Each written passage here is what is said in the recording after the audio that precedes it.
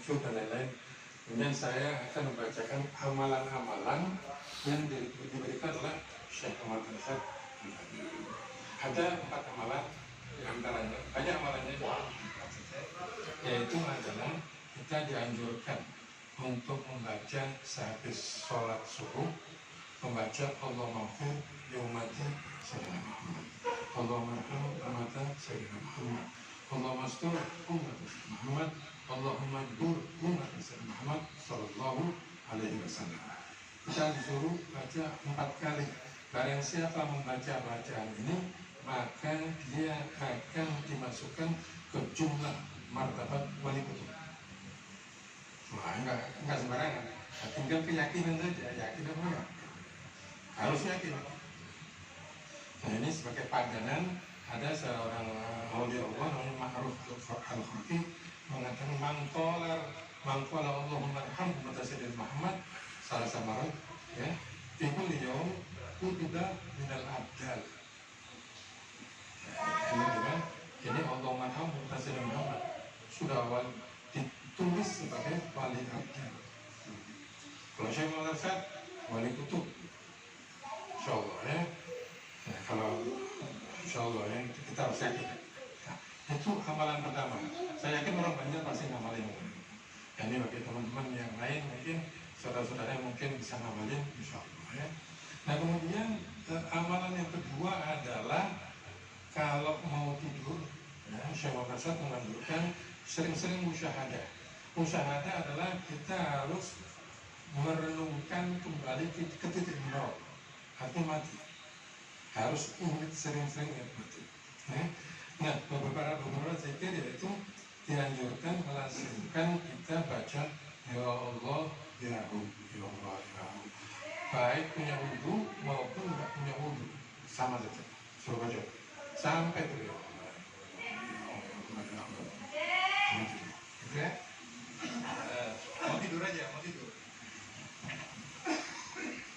Nah, siapa yang mengamalkan ini, insya Allah tidak akan ditanya sama malaikat munkar dan nakir. Aman ya, aman. Itu, insya Allah, ya. Ini amalan Guru Zainal Ilmi Al-Banjari, yang termasuk Guru Zain dan lain-lainnya. Guru Banjar sama.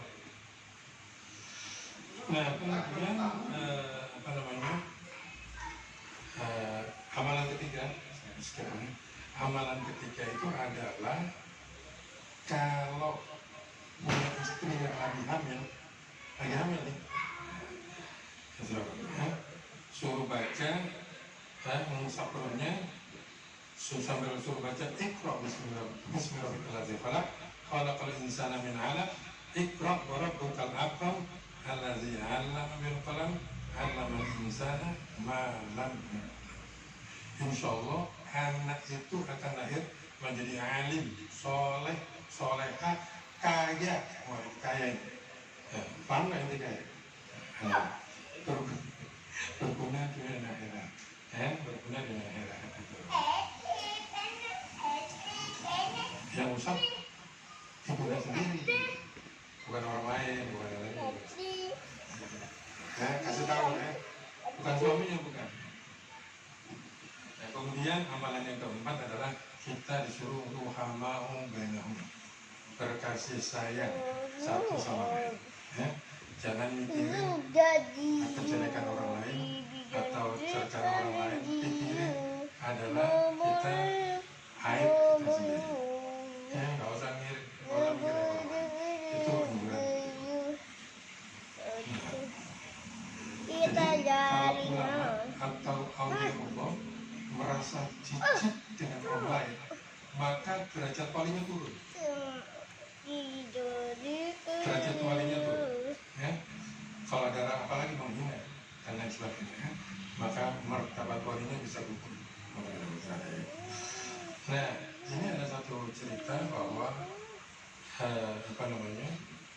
Nabi Musa alaihissalam kedatangan pelacur, mungkin sebagian tahu, kedatangan pelacur dan beliau mengusirnya. Ya, Nabi Musa, karena yang datang pelacur. Kemudian turun malaikat Jibril mengatakan, Allah mengatakan bahwa kenapa kamu mengusir? Oh, dia dosa sama aku, bukan dosa sama kamu. keren. Itu Nabi Musa. Nah kalau kita hibah, apa? Kita ngomongin orang berapa kali sehari? Mungkin 300 kali kali ya. Allah ya Fadal bilang dari ya. Jadi Nabi Musa kedatangan ini tadi dikarenakan bahwa diusir.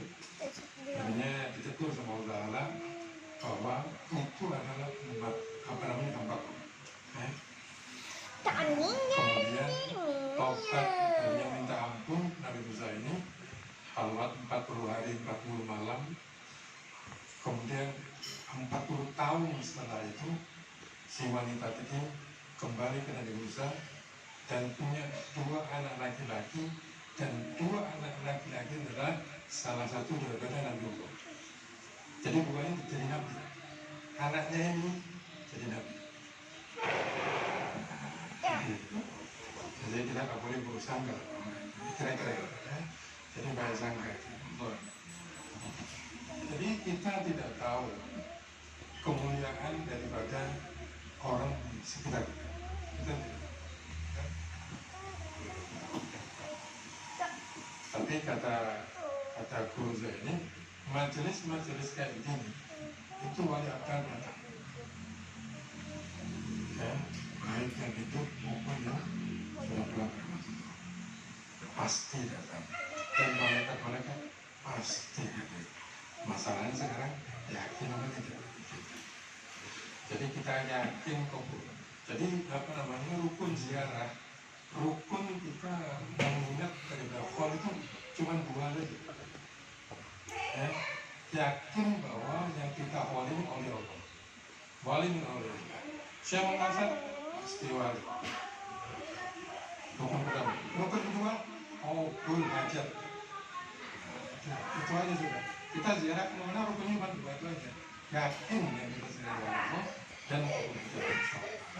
Nah itulah kira-kira ringkasan daripada apa namanya manaqib dari Syekh Muhammad Arsyad Al-Badjari. Kurang lebih saya minta maaf kalau ada salah kata dan sebagainya. Dari Syekh Muhammad Arsyad ini jadinya Syekh Muhammad Arsyad Al-Badjari menghadap kepada Allah dalam usia 105 tahun. 105 tahun. Jadi dimakamkan di desa Kelampean. Namanya desanya Kelampean, makanya disebut dengan Datuk Kelampean. Sama, saya ke mana? Habib Nur Batan. Kenapa? Nur Batan. Kelampean, desanya desa Kelampean. Itu pesan dari beliau. Nah, itu yang saya bisa sampaikan. Mudah-mudahan kita disirami dengan rahmat Allah Ta'ala, berkat daripada Jadina Muhammad Syekh Muhammad Arsyad Al-Badjari wa bihaqi sayyidina Maulana Muhammad sallallahu alaihi wasallam. Rabbi anfa'na bibarakatihim wa ahdina al-husna bi hurmatihim wa amisna fi tariqatihim wa ma'afatihim min al-fitnah. Wassalamualaikum warahmatullahi wabarakatuh.